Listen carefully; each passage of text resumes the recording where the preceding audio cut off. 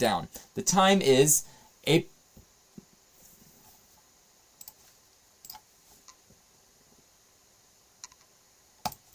Today is an anything can happen kind of day for the severe weather setup that we have across portions of the Great Lakes. The time is 8:29 a.m.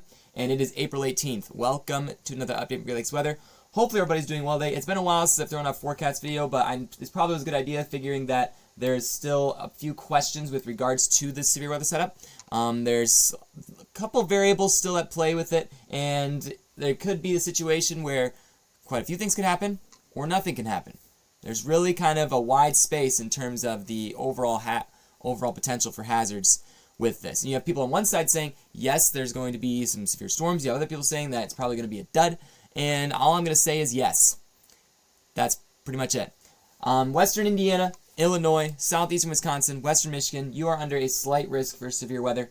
You can see that shaded in yellow. And then marginal risk for severe weather does extend up into portions of much more of Indiana, northwest Ohio, eastern Michigan. I do think the threat does get less as you get into eastern Michigan and northwest Ohio, mainly because the timing is not going to be really right for severe weather out there. The instability will be going down throughout the evening as the sun goes down. It's likely going to be more along the lines of after 6 p.m. type of deal.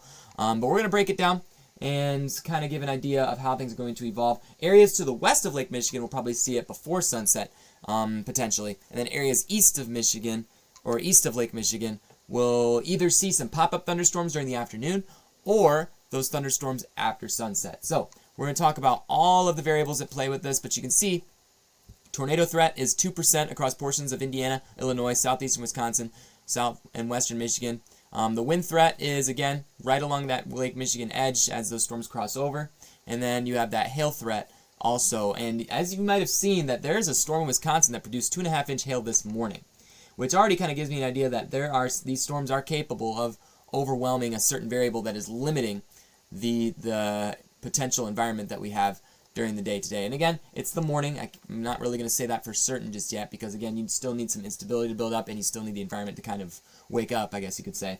But I'm going to be watching this a little bit carefully, and it is very likely that I'm going to be chasing at some point today or tonight, and I'll be live when that takes place. But let's take a look at some of the models. We're going to go over the short-range models. I'm also going to be using the RFS, which I know that RFS is more of an experimental model, but all I can say is a couple setups ever since they updated it, it's pretty much been pretty close. So I'm starting to kind of use it as kind of a little bit of reference in regards to where I could chase. But HRRR and RFS kind of on a similar, I guess, note with this setup today. So let's talk about this one. This is the newest model from the HRRR. It's the 11Z. It's probably going to go just into the evening hours. So again, the expectation is that these storms that are over Wisconsin right now are going to die out, mainly because, again, the environment there's not much instability built in Michigan quite yet. And also we are dealing with some issues with regards to capping that is taking place, and that's probably going to be the case during the afternoon too. However, we are going to see a lot of clearing today, potentially. And if that clearing does occur, despite the cap that will be in the atmosphere, we will be building up just a nice plume of instability. Okay, let's take a look at that on the environmental map right now. Surface cape.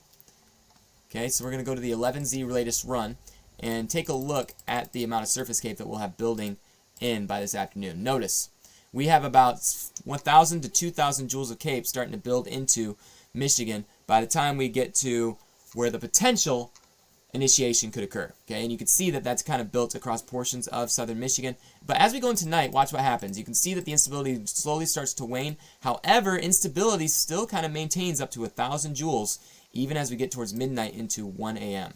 So that's something we're going to be watching because, again, instability is something that's going to maintain the life of these storms as we go into the night.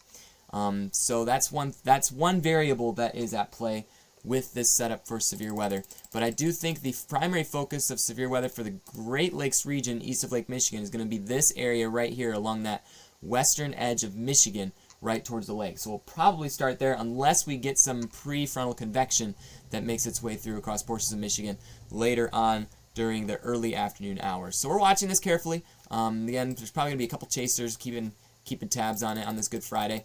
So it's going to be something we want to just keep tabs on. Now, let's go into the actual composite reflectivity and get an idea of what is being shown. So you notice here, ARRR is actually a little bit less, I guess, robust with this latest run. You can see that it shows some convection firing across portions of western Michigan by the time we get to, I'd say, 6 p.m. So if we get a sounding out underneath this cell here, you can see there's this marginal tornado potential. Here's the big issue. If you can take a look at this number, let's zoom in right here. This number right down here. See these values right here? In order for storms to develop, these values do need to be quite low, okay? Or at least if you want them to maintain a surface-based nature. And as you can tell, with that surface value of convective inhibition of -341, that's pretty significant, and that will likely cause some issues with regards to our ability for storms to maintain surface-based nature. And that's the thing about this, okay? So if storms stay surface-based, that is where we see more of a tornado potential start to develop.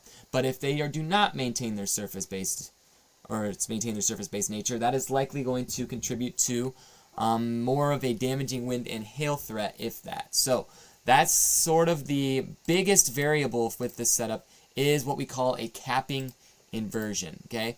Capping inversion, specifically what that means, okay, let me pull up another sounding real quick before we go forward. Specifically, a capping inversion is a location or a layer in the atmosphere where the air is warmer than the air beneath it, or the air exceeds that of the lapse rate. And you can see here that in this area of the atmosphere, see how this red line goes a little further to the right? That actually is a layer of warmer air that is just sitting above the surface, and that actually can contribute to storms not reaching the surface and rather forming more elevated, because, again, the best environment for stronger storms for thunderstorms to form is when you have gradual cooling of air as you go up higher in the atmosphere. Which you do have that by the time you reach a little bit above 1 kilometer in the air. But as you go further, and you can see it gets cooler as you go, but this right here limits your surface-based ability quite a bit. Other than that, you still have some good variables in place here. You do have storm relative velocity around over 200, which again, there's good lift in these storms, good shear in these storms as well. You can see that there's a good speed shear present here based on this UT chart. You got instability around 448. That's what's being shown. Again, this is early in the day. So that's kind of the big thing. This is early in the day. Later on in the afternoon, we might see that environment evolve into something more interesting, okay? Now you notice here, you have these little clusters convecting here. Will those form into something more potent? It's possible, but again, we are still going to be dealing with that capping inversion, okay? And that's still the leading question with this. But despite that capping inversion, the environment, as you go south, a little bit further south than that, does improve. You can see that your supercell composite values are at 14.2. However, look at this layer of warm air that is just sitting right at the surface, and you have that elevated storm that's starting to form. And again, capping inversion is still present. Again, if storms break through that cap and maintain surface-based nature, we will be dealing with tornadoes. However, it is not likely that that's going to be the case. It's actually quite unlikely that that's going to be the case. It's looking much more like a damaging wind hail threat, and depending on when those storms evolve, if they do evolve early in the afternoon, that is when we will be dealing with more along the lines of severe weather, because it'll be in a more pronounced environment, I guess you could say, for severe weather. So, yeah, the 11 seed really downplays this, it seems like, quite a bit. So that's going to be something we're going to want to keep an eye on. This is at about 11 p.m. right here.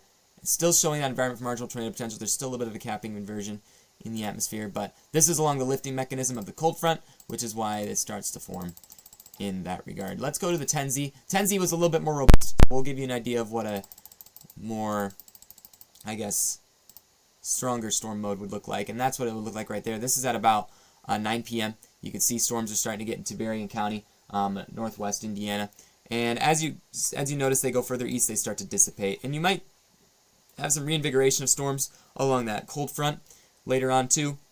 Will those be severe? Good question. Depends on how much instability maintains in the atmosphere across portions of southern Michigan. Now let's take a look at the convective inhibition. Now here's why, again, I talked about a capping inversion, how that limits the severe threat. Yes, it very much does. With the convective inhibition though, you can notice here anywhere where there's pink or anywhere where there's just color in general, usually is indicative of convective inhibition, okay? And usually you want those values really low, but what I'm noticing is as we get later in the afternoon, you notice that that cap starts to break across portions of southwest Michigan.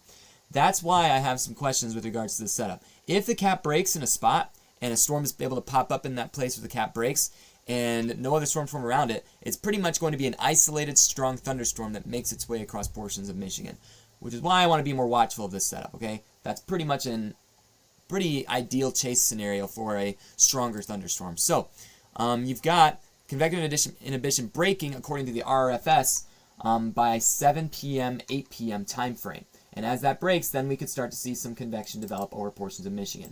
That's why I'm going to likely still be chasing this. It's a risk. There's a chance that it's not going to pan out, but it never hurts. I mean, you got to take some risks, right? So I'll show you what the RFS is showing. It's showing definitely a bit of a more stronger nature with these storms. And then you can see these storms will carry over into portions of Michigan, start to die out. Again, that is something that has been projected for a while on the models. As we do that, that warm front's going to start to slowly lift to the north. And once it lifts to the north, now, this is an interesting thing right here. It shows storms convecting across portions of Missouri, Iowa, Illinois, and then making their way and getting stronger as they approach portions of Michigan. That could be due to a boundary that forms as a result of the storms that have occurred already. But you notice that these storms, as they approach portions of Michigan, over Lake Michigan by about 7 p.m., they look pretty mean, don't they? However, the SRH is pretty low with them. It still shows a small capping inversion along the lakeshore, but temperatures are also showing a little bit warmer, and it shows marginals for potential. I do think those storms, if they come through, they will be elevated. They will have some very impressive structure and probably some decent lightning.